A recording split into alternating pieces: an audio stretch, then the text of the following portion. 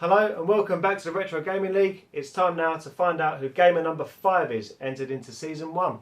So, this particular competitor co-hosts a great YouTube channel with over 3,300 subscribers. Her and her sister do lots of unboxing videos, let's plays and pickups.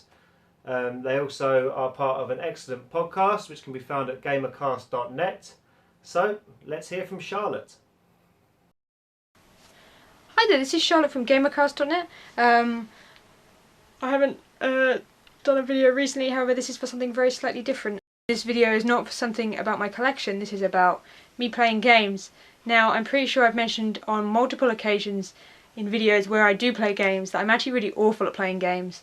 And despite having played games for over 20 years, that doesn't seem to have gotten any better. However, I will now try and prove myself in the Retro Gaming League and prove that I'm really bad, I guess.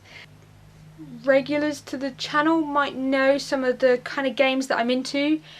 For instance, one of my favourite games of all time is Silent Hill 2. Now, this is not the kind of game that you could play in a league, playing up against people. But, you know, then there's also games like Shadowrun. This is one of my favourite RPGs. I'm not much of an RPG person. This is one of my favourites. But, you know, then there's games that are challenging, like Earthworm Jim 2. Although I can't actually finish that without cheating, so it's probably a bad example. And then I like weird games. Well, maybe not weird games, but things like Densha de Go. This is an arcade game, so this is challenging. Or Tokyo Bus Guide. This isn't an arcade game, but it's challenging. And then we go back to some of my favourites, things on the Atari that you may know. I'm a big Atari fan from the channel. Things like Stampede. Stampede is actually one of my favourite Atari games. Activision were brilliant on the Atari.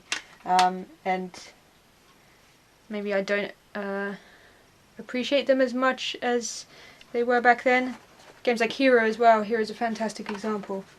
So myself and Catherine have a very large collection. We've been collecting ever since... How old are we now?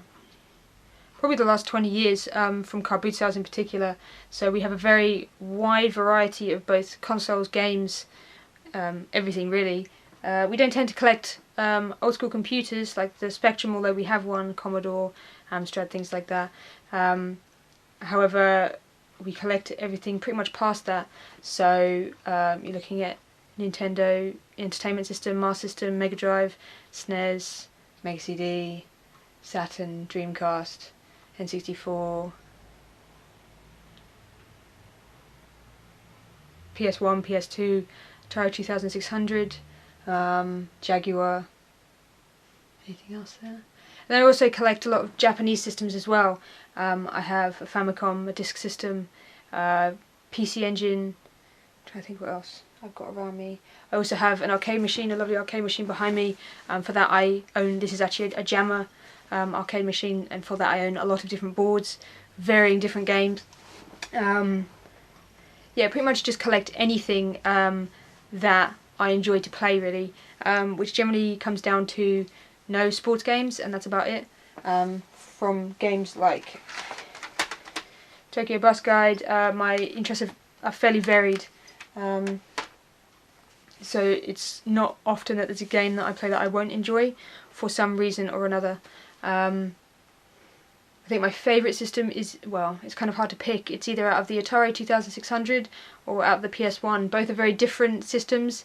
PS1 obviously has such an amazing variety of games, whereas the Atari 2600 is obviously a simpler time of gaming.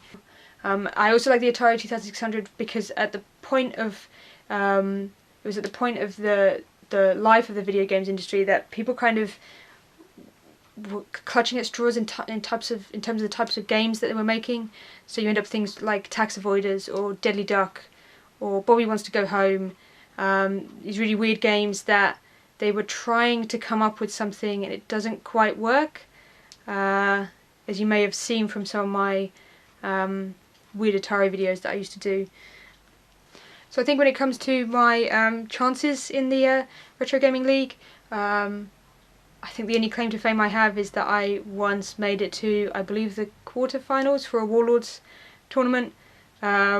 Otherwise, I'm pretty much awful at gaming.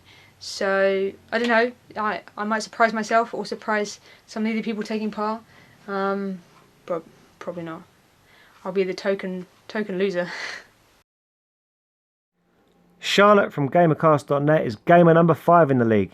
Make sure to check the description below for where to subscribe, and be sure to head over to the website for more great content. So, only one name to go. Check back tomorrow to find out who the last gamer in the league will be.